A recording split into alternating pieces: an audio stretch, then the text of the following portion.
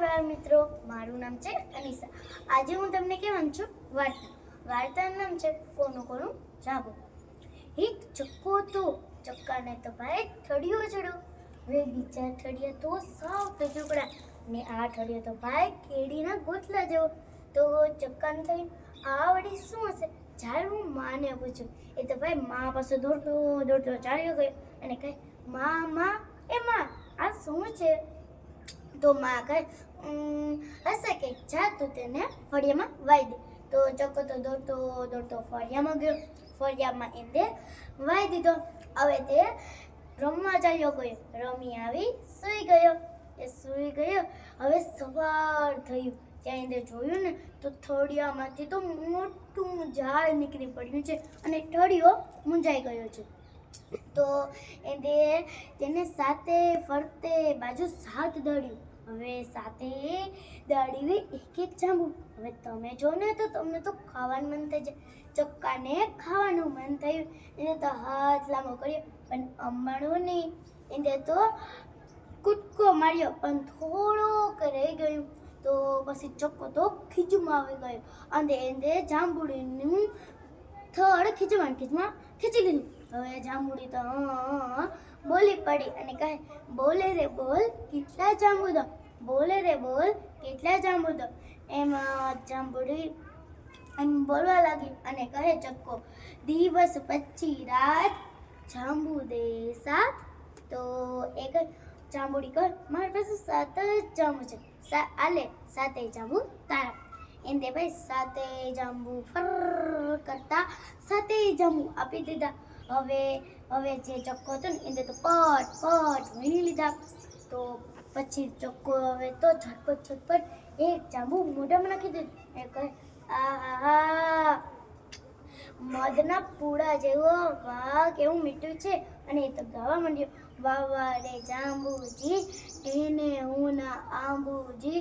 જાંબુડી છે ઊંચી ઉગી બહુ ઊંચી, ઊંચી અંજેડી ને તો જાજી ઝંઝેડી ને સીધા 7 જાંબુ લીધા. એમ ગાયું અને પછી પાછું એક જાંબુ મોઢામાં નાખ્યું. કહે આહા શાકના કટકા જેવું.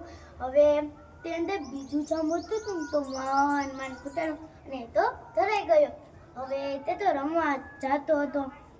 ત્યાં તેને કોકનો રડવાનો અવાજ આવ્યો. એમ રડવાનો અવાજ આવ્યો. એ કહે ચક્કો કે આ વળી કોણ હશે? ચાલ હું તેની પાસે જાઉં. તો એ તો ભાઈ ગયો ને ત્યાં તો જાંબુડી બેન ટપ આંસુ પાડતા હતા. તો ચક્કો કહે જાંબુડી બેન તમને શું થયું? તો એ કહે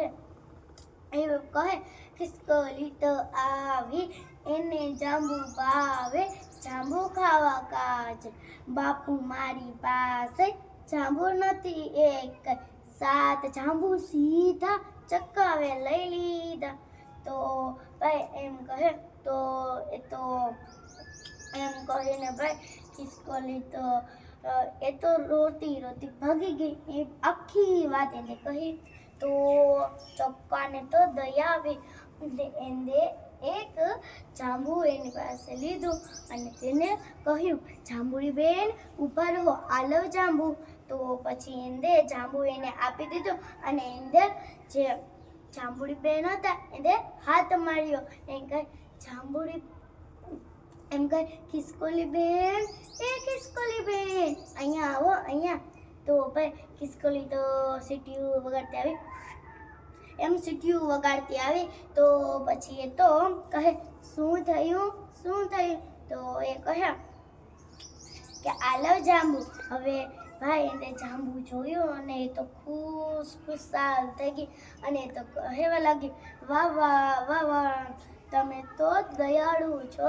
એને જાંબુ આપી દીધું. હવે બીજા આસપાસ ઝાડ હતા તે ખુશ, બધા ખુશ, ખાધું પીધું મોજ કરી. આ વાર્તામાંથી એ શીખ મળે છે કે કોઈ હોય ને તો આપણે તેની મદદ કરે, પછી ભગવાન હોય તે આપણું ફળ આપે છે.